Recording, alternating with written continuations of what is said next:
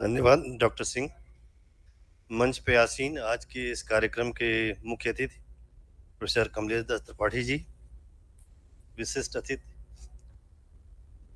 परम पूज्य समर्थ श्री त्र्यंबकेश्वर चैतन्य जी महाराज, पद्म भूषण वशिष्ठ त्रिपाठी जी, बैचलर जी,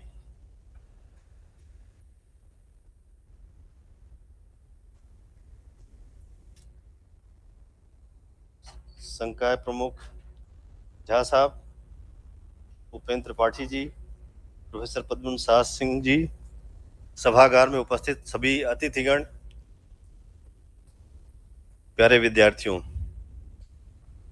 जैसा कि आप जानते हैं कि आज का ये कार्यक्रम कश्मीर शैव दर्शन शास्त्र पक्ष एवं लोक पक्ष पे आधारित है। और मुझे ये कहते हुए बड़ी खुशी हो रही है कि शायद मुझे ये लोग करेक्ट करेंगे कि पहला है या इसके पहले हो चुका है। ये बहुत ही गर्व की बात है कि काशी हिंदू विश्वविद्यालय बाबा विश्वनाथ की नगरी में इसका आयोजन हो रहा है। और हमारे जितने भी अतिथि कश्मीर से आए हैं उनका मैं विशेष स्वागत करना चाहूँगा हमारे इस विश्वविद्यालय के प्रांगण में।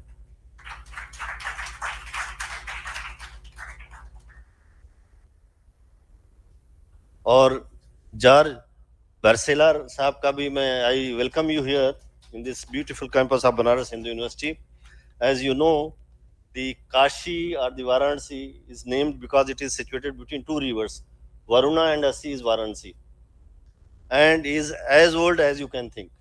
This is the only living civilized city on earth. Rest other civilizations, they have died out and they have been rebuilt, but this is the oldest one living on earth, and is all because of the Lord Shiva, Baba Vishwanath ji. जिस प्रकार निगम को भारतीय आस्तिक दर्शनों का मूल स्रोत माना जाता है, ठीक उसी प्रकार आगम को समस्त आंगमिक दर्शन का मूल स्रोत माना गया है। कश्मीर शैव दर्शन शैवागमिक दर्शन है। कश्मीर देश में सृजन पल्लवन एवं पुष्पित होने के कारण इस दर्शन का नाम कश्मीर शैव दर्शन पड़ा।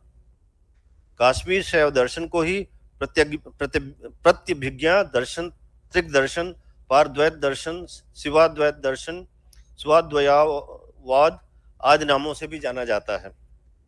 भारतीय संस्कृत का मूल स्रोत संस्कृत का प्रसार जिन चार स्तंभों पर चिर प्रतिष्ठित है वे वेद, स्मृति, पुराण और आगम हैं। भारत की समस्त भाषाओं का समग्र साहित्य इन्हीं चारों का विकास और विस्तार है।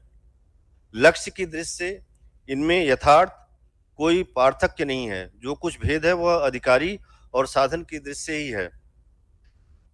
साधारणतया औपनिषद मार्ग को निवृत्त मार्ग एवं तंत्र मार्ग को प्रवृत्त मार्ग समझा जाता है, किंतु वस्तुतः दोनों जगह दोनों का समन्वय है। हाँ, यह अवश्य है कि औपनिषद मार्ग में निवृत्त की व्याख्या अधिक है और तंत्र मार्ग में प्रवृत्त की व्याख्या अधिक है। इस दृष्टि से भी दोनों एक दूसरे के पूरक हैं। इससे निवृत्त एवं प्रवृत्त का समन्वय समुल्लसित होता है। निगम एवं आगम का समन्वय इस प्रकार हम देखते हैं कि निगम और आगम एक ही ज्ञान के दो पहलू हैं। दोनों मिलकर पूर्ण ज्ञान बनाते हैं। इसीलिए भारत में निगम और आगम को कभी भी दो नहीं समझा गया। भारतीय जीवन धारा में दोनों का समन्वित रूप सुग्राम होता रहा है। अरविंद कहते हैं कि भारतीय संस्कृत केवल वैदिक नहीं है अथवा केवल आगमिक भी नहीं है, वरन दोनों का सम्मिलित रूप है। कमलाकर मिश्र जी ने तो कहा कि निगम और आगम दोनों भारतीय ज्ञान के दो आंखें हैं, जो दोनों मिलकर एक ही वस्तु देखती हैं। कश्मीर शैव दर्शन का शास्त्र पक्ष एवं लोक पक्ष। कश्मीर शैव दर्शन में परम शिव सर्वोच्च सत्ता है, जो एक ही साथ विश्वोत्तीर्ण, विश्व से परे एवं विश्व में रचा बसा है। वो अपने आकार रहित अवस्था में विश्वोत्तीर्ण और सर्वाकृत होकर विस्मय हो जाता है। किसी वृक्ष पर चढ़ना हो तो चढ़ने से पहले उसे प्रणाम करना तथा धरती में हल चलाना हो तो हल चलाने के पहले धरती की पूजा करना इत्यादि अनेक लोक व्यवहार हमें शास्त्रीय पक्ष से सिद्धांतों की याद दिलाते हैं। शिव की विस्मयता का शास्त्रीय सिद्धांत लोक पक्ष में कंकड़ कंकड़ में शंकर के रूप में हमारे सामने आता है। जैसा कि कहा जाता है कंकड़ कंकड़ शिव शंकर यहाँ खासकर काशी में है। तो इन्हीं शब्दों के साथ एक बार मैं पुनः यहाँ पे उपस्थित सभी का हार्दिक अभिनंदन और स्वागत करता हूँ। और जो हमारे आयोजक हैं उनको मैं जरूर बधाई देना चाहूंगा कि उन्होंने इसके बारे में सोचा और इस कार्यक्रम का आयोजन किया, और मुझे पूरा विश्वास है कि जितने भी प्रतिभागी यहाँ पे आए हुए हैं वो इससे लाभान्वित होंगे। वहां पे ये जरूर कहना चाहूंगा कि जिनका प्रथम आगमन है काशी में, वो थोड़ा समय निकाल के काशी दर्शन जरूर करें। उसके पहले आपको जान के खुशी होगी, काशी हिंदू विश्वविद्यालय एकमात्र ऐसा विश्वविद्यालय, मैं ये कहने की धृष्टता कर रहा हूँ कि पूरे विश्व में इसके जैसा कोई विश्वविद्यालय नहीं है। George, I like to tell you the uniqueness of this university. This university is built in 1360 odd acres. This is walled campus. It is a township in itself. It has 6 institutes, 16 faculties, 140 departments, and more than 32,000 students, 2,100 faculty, 8,000 support staff. So that is the uniqueness of this university. And we offer education right from the LKG lower class to the DSc and DLict.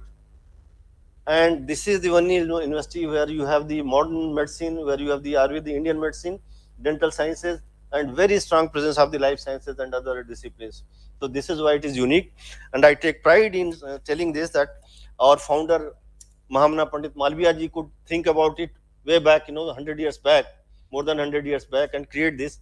But in independent India, no government in 75 years can think of and construct a university like this. So that is the uniqueness. So why I'm telling it to this, that if you find time, please go around. You can just walk down the lanes here and see the beauty of this. We have a 2,500 bedded hospital, which is again the center of medical activities here, and we extend services to more than 20 crore population from 7 states and 1 country, Nepal. So, and we have another very rich museum, Bharat Kala Bhavan. You must see that if you have interest in this. And of course, it is incomplete unless you go and visit Lord Vishwanath, Kashi Vishwanath Dham, which our Prime Minister takes so much pride in creating this. Thank you so much and giving me the opportunity to be here with you.